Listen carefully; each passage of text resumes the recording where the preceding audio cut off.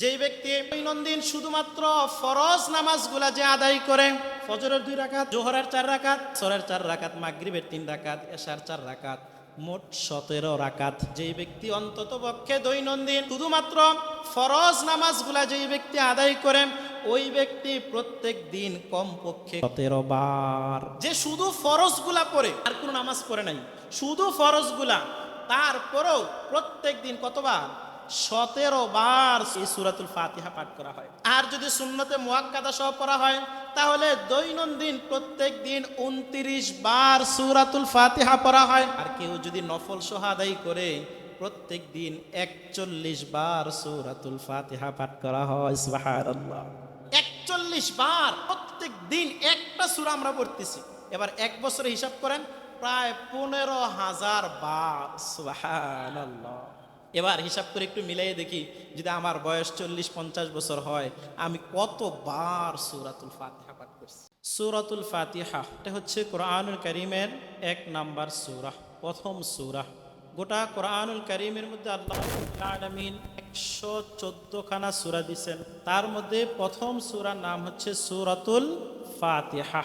সূরাতুল ফাতিহা এটা রাসূলুল্লাহ সাল্লাল্লাহু আলাইহি ওয়াসাল্লামের মক্কা জীবনে প্রথমবার অবতীর্ণ হয়। এই সূরাটা মক্কি জীবনে একবার অবতীর্ণ হয়, আবার পরবর্তীতে মাদানী জীবনেও একবার অবতীর্ণ হয়। একটা সূরা মক্কায় অবতীর্ণ হয়েছে, আবার মদিনায় অবতীর্ণ হয়েছে। কোন জায়গার মধ্যে এই সূরাটা অবতীর্ণ হয়েছে। এই সূরার মধ্যে আয়াত আছে 60টি, রুকু আছে 1টি। এই সূরার নামকরণ করা হয়েছে তার বিষয়বস্তুর আলোকে। কোরআনুল কারীমের মধ্যে 112টা সূরার মধ্যে ওই সূরাগুলার নামকরণ করা হয়েছে সূরার মধ্য থেকে কোন শব্দ দিয়ে।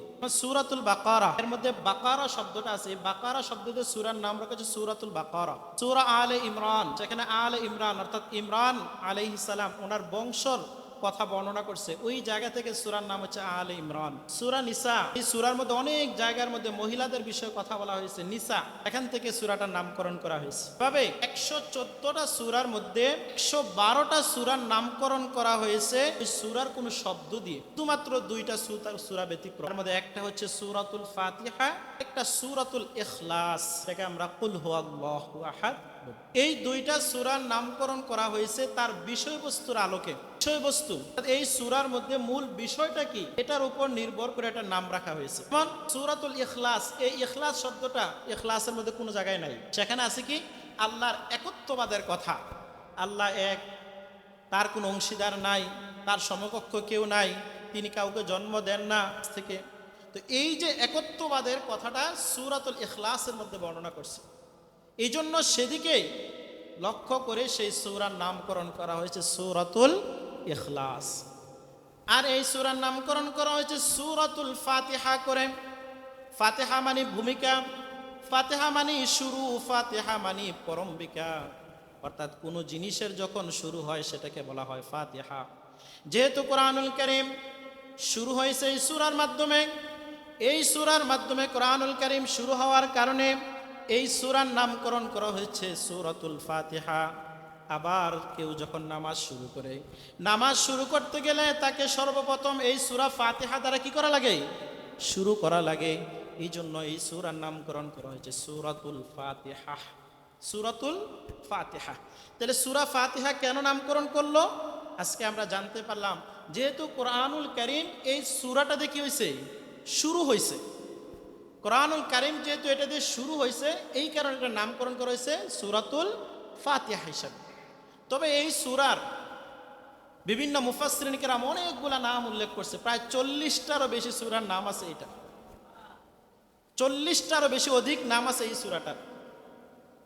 তো তার মধ্যে প্রসিদ্ধ কিছু নাম আছে, যেমন তার মধ্যে একটা নাম হচ্ছে উম্মুল কোরআন।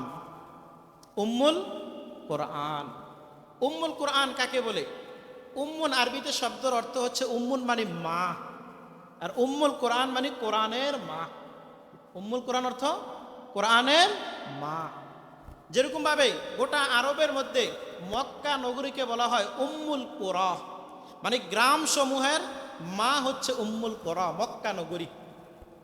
তো এই জন্য গোটা কোরআনুল কারীমের মধ্যে যা কিছু আল্লাহ বর্ণনা করছেন তার সার নির্যাস, তার সার সংক্ষেপ এই সূরা ফাতিহার মধ্যে আল্লাহ দিয়ে দিয়েছেন। এজন্য আল্লাহ রাব্বুল আলামিন এই সূরার নাম যেমন একটা সূরাতুল ফাতিহা, আবার এই সূরাকে বলা হয় উম্মুল কোরআন, মানে কোরআনের মা। গোটা কোরআনের মধ্যে আল্লাহ যা কিছু বর্ণনা করেছেন তার সার নির্যাসটা এই সূরার মধ্যে আল্লাহ বলে দিয়েছেন। একত্ববাদের কথা, তাওহীদের কথা, আখিরাতের কথা, রিসালাতের কথা, সবগুলার সার সংক্ষেপ এই সূরা ফাতিহার মধ্যে আছে। এই জন্য এটাকে বলা হয় উম্মুল কোরআন। সূরা ফাতিহার আরেকটা নাম আমরা কি পাইলাম? উম্মুল কোরআন। বলেন না, কি নাম? উম্মুল কোরআন।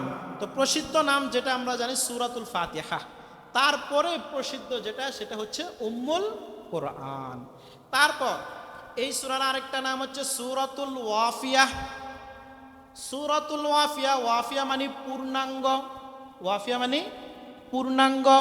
যেহেতু কোরআনুল কারীমের সর্বপ্রথম পূর্ণাঙ্গ সূরা নাজিল করেছেন আল্লাহ এই সূরাটাকে। সূরা ফাতিহার পূর্বে সূরা আলাকের কিছু আয়াত আল্লাহ নাজিল করেছেন, সূরা মুজাম্মিলের কিছু আয়াত আল্লাহ নাজিল করেছেন, আবার সূরা মুদ্দাসিরের কিছু আয়াত নাজিল করেছেন। তবে পূর্ণ সূরা আল্লাহ নাজিল করেন নাই। পূর্ণ সূরা আল্লাহ নাজিল করেছেন সূরাতুল ফাতিহা, অর্থাৎ গোটা সূরাটাকে আল্লাহ একসাথে নাজিল করছেন। এর পূর্বে আল্লাহ কি করেন নাই? কোন সূরা একবারে পরিপূর্ণ সূরা নাজিল করেন নাই। সূরা আলাকের কয়েকটা আয়াত, 5 আয়াত, সূরা মুজাম্মিলের কিছু, সূরা মুদ্দাসিরের কিছু, কিন্তু সূরা ফাতিহাটা আল্লাহ একবারে আল্লাহ নাজিল করছেন, ভেঙে ভেঙে না। অন্য অন্য সূরাগুলা 2 বারে, 3 বারে, 5 বারে, 10 বারে বিভিন্ন প্রেক্ষাপটের আলোকে আল্লাহ নাজিল করছেন, কিন্তু সূরা ফাতিহাটা সম্পূর্ণ ব্যতিক্রম। আবার এটা আরেকটা বৈশিষ্ট্য হচ্ছে, আমরা যে নামাজের মধ্যে যে আমরা সূরাতুল ফাতিহা পড়ি, অন্য অন্য কেরাতগুলা পড়ি, অন্য অন্য সূরাগুলা পড়ি, অন্য যে কোনো সূরা ইচ্ছা করলে আমি 3 আয়াত, 4 আয়াত, 5 আয়াত পড়তে পারি যে কোনো সূরা থেকে, মানে ভেঙে ভেঙে। ধরেন আমি এই রাকাতের মধ্যে 4 আয়াত পড়লাম, আবার পরের রাকাতে 3 আয়াত পড়তে পারবো, 4 আয়াত পড়তে পারবো, কোনো সমস্যা নাই। কিন্তু সূরা ফাতিহার ক্ষেত্রে সম্পূর্ণ ভিন্ন। কেউ যদি নামাজের মধ্যে সূরা ফাতিহা তেলাওয়াত করে, তবে তাকে পরিপূর্ণ সূরাটা কি করতে হবে? তেলাওয়াত করতে হবে। অর্ধেক তেলাওয়াত করছে এক রাকাতে, আরেক অর্ধেক করছে আরেক রাকাতে, এভাবে হবে না। এজন্য এই সূরার নামকরণ করা হয়েছে সূরাতুল ওয়াফিয়া। সূরাতুল ওয়াফিয়া, ওয়াফিয়া মানে পূর্ণাঙ্গ, ওয়াফিয়া মানে পূর্ণাঙ্গ। এটার মধ্যে কি নাই? অপূর্ণভাবে তেলাওয়াত করার কোনো সুযোগ নাই। যেভাবে নাজিল হয়েছে পরিপূর্ণভাবে, ঠিক সেরকম ভাবে এই সূরাটাকে নামাজের মধ্যে পড়তে হয় পরিপূর্ণভাবে। এই সূরার আরেকটা নাম হচ্ছে সূরাতুশ শিফা। সূরাতুশ শিফা, শিফা মানে রোগ মুক্তি, শিফা মানে রোগ মুক্তি। এই যে দেখেন না, অনেকে আমাদের কাছে যে পানি পরা নিতে আসে, তেল পরা নিতে আসে বিভিন্ন, তা আমরা হুজুরা কি পরে দেই? অধিকাংশ বেশিরভাগ ক্ষেত্রে সূরাতুল ফাতিহা, সূরাতুল ফাতিহা। কারণ এই ফাতিহার মধ্যে এমন এমন আল্লাহ বরকত দিয়ে রেখেছেন, যার বদৌলতে আল্লাহ অনেক রোগ মাফ করে দেয়। যেমন সাহাবায়ে কেরাম রাদিয়াল্লাহু তাআলা আনহুম আজমাইন, তারা এক সফরের মধ্যে বের হলো। সফরের মধ্যে এক মহিলা তাদের কাছে আসলো, এসে তাদেরকে বলতেছে, ও আল্লাহর নবীর সাহাবীরা, তোমাদের মধ্যে কেউ কি আছে যার ফুৎকার করতে পারে? আমাদের গোত্রের সর্দারকে সাপে কাটছে, এখন আমাদের গোত্রের মধ্যে কোনো পুরুষ মানুষ নাই যে তার সেবা করবে, তাকে সুস্থ করবে। আপনাদের মধ্যে এমন কেউ আছে কিনা? এক সাহাবী বললেন, হ্যাঁ আমি পারি। ওই সাহাবী চলে গেলেন, গিয়ে ওই সাপে কাটা ব্যক্তিকে তিনি যার ফুৎকার করলেন, আল্লাহর রহমতে ভালো হয়ে গেল। তখন ওই গোত্রের সর্দার খুশি হয়ে ওই সাহাবীকে 30টা বকরি, 30টা ছাগল উপহার দিল। ওই ছাগলগুলো নিয়ে যখন ওনার কাফেলার কাছে যখন আসলো, অন্য সাহাবীদের কাছে যখন আসলো, আসার পর বলতেছে, আমি এই এই কাজ করছি, তারা আমাকে এগুলা দিছে। তো অন্য সাহাবী বলে, আপনি কি পারেন? জার ফুৎকার পারেন? না, আমি তো জার ফুৎকার পারি না। তাহলে আমি তো কিচ্ছু করি না, শুধু সূরা ফাতিহা পড়ে আমি ফু দিছি। সুবহানাল্লাহ। আমি শুধু সূরা ফাতিহা পড়ে আমি ফু দিছি, আল্লাহর বদৌলতে সাপে কাটা রোগী আল্লাহ ভালো করে দিছে। যখন রাসূলুল্লাহ সাল্লাল্লাহু আলাইহি ওয়াসাল্লামের কাছে যখন এই সংবাদ পৌঁছাইল, রাসূল ওই সাহাবীকে বলেন, তুমি জানো কিভাবে যে এটা যে রোগ মুক্তির সূরা? তুমি এটা কিভাবে জানো? তুমি কিভাবে জানো? তখন রাসূল সাল্লাল্লাহু আলাইহি ওয়াসাল্লাম বলেন যে 30টা ছাগল দিছে, এগুলা তোমরা খেয়ে ফেলো, আমার জন্য একটা ছাগল রাখো। মানে আমার একটা ভাগ দিও, আমি কি করব, ছাগল খাবো। তাহলে যার ফুৎকার করে টাকা নেওয়া কি আছে, জায়েজ আছে। আল্লাহ রসুল এই হাদিস দ্বারা জায়েজ আছে, সমস্যা নেই। যার ফুৎকার শরীয়ত সম্মতভাবে সম্পূর্ণ বৈধ।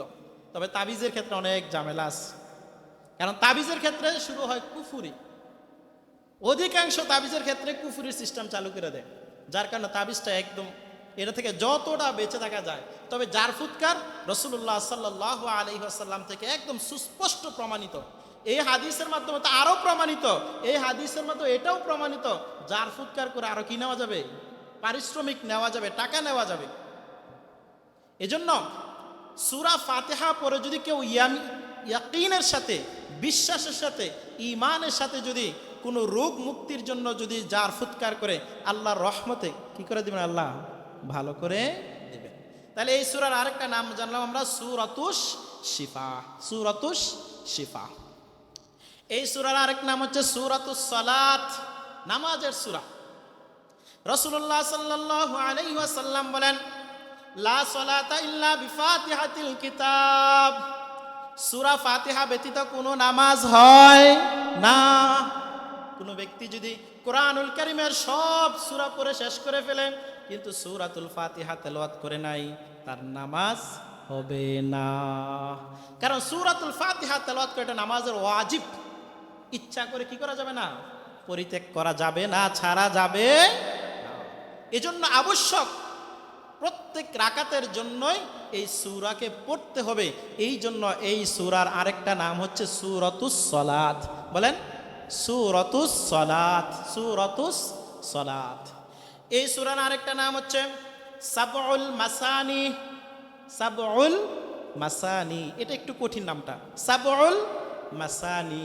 সাবউল মাসানি মানে হচ্ছে অধিক পঠিত 7টা বাক্য, অধিক পড়া হয় এমন 7টা বাক্য। যেই ব্যক্তি দৈনন্দিন শুধুমাত্র ফরজ নামাজগুলা যে আদায় করে, কি নামাজ, ফরজ নামাজ, ফজরের 2 রাকাত, জোহরের 4 রাকাত, আসরের 4 রাকাত, মাগরিবের 3 রাকাত, এশার 4 রাকাত, মোট 17 রাকাত। কয় রাকাত? মোট 17 রাকাত। যেই ব্যক্তি অন্তত পক্ষে দৈনন্দিন শুধুমাত্র ফরজ নামাজগুলা যেই ব্যক্তি আদায় করে, ওই ব্যক্তি প্রত্যেক দিন কমপক্ষে কতবার সূরা তেলাওয়াত করে, সূরাতুল ফাতিহা পাঠ করে? 17 বার। একটু চিন্তা করে দেখেন, যে শুধু ফরজগুলা পড়ে, আর কোনো নামাজ পড়ে নাই, শুধু ফরজগুলা, তারপরেও প্রত্যেক দিন কতবার? 17 বার সূরাগুলা এই সূরাতুল ফাতিহা পাঠ করা হয়। আর যদি সুন্নতে মুআক্কাদা সহ পড়া হয়, তাহলে দৈনন্দিন প্রত্যেক দিন 29 বার সূরাতুল ফাতিহা পড়া হয়। কয়বার? 29 বার। আর কেউ যদি নফল সহ আদায় করে, প্রত্যেক দিন 41 বার সূরাতুল ফাতিহা পাঠ করা হয়। সুবহানাল্লাহ, 41 বার। প্রত্যেক দিন একটা সূরা আমরা পড়তেছি, একটা সূরা কতবার? 41 বার প্রত্যেক দিন। এবার 1 বছরে হিসাব করেন, প্রায় 15,000 বার। সুবহানাল্লাহ, 1 বছরে 15,000 বার শুধু একটা সূরা, এই সূরাটা আমরা তেলাওয়াত করি। এবার হিসাব করে একটু মিলাইয়ে দেখি, যদি আমার বয়স 40-50 বছর হয়, আমি কতবার সূরাতুল ফাতিহা পাঠ করছি। এজন্য এই সূরার নাম করা হচ্ছে সাবউল মাসানি, নিত্য পঠিত 7 বাক্য। সবচেয়ে অধিক পঠিত এই সূরাতুল ফাতিহার মতো এত পড়া হয় এমন কোন কিতাব, এমন কোন গ্রন্থ, এমন কোন সূরা, এমন কোন অংশ পৃথিবীর আর কোন কিছুতে আছে? আর কিছুতে? প্রত্যেকটা বছর একটা মানুষ সর্বনিম্ন 15,000 বার শুধু এই সূরা ফাতিহা তেলাওয়াত করে, সর্বনিম্ন। তারপরে যখন আবার তাহাজ্জুদের নামাজ পড়ে, সেখানে আবার অতিরিক্ত, তারাবির নামাজ আছে সেখানে অতিরিক্ত, আবার আওয়াবিনের নামাজ আছে, ইশরাকের নামাজ আছে, চাশতের নামাজ আছে। তাহলে এই সূরার সাথে আমাদের একটা কি আছে? গভীর সম্পর্ক আছে। যে 1 রাকাত নামাজ পড়ে, তাও তার একবার হলে এই সূরাটা পড়তে হবে। মানে বেশি পড়ে নাই, কয় রাকাত পড়ছে? মাত্র 1 রাকাত, তারপরে তাকে একবার এই সূরাটা কি করতে হবে? তেলাওয়াত করতে। তাহলে এই সূরাটার সাথে আমাদের কি আছে? একটা গভীর কানেকশন আছে, গভীর সম্পর্ক আছে।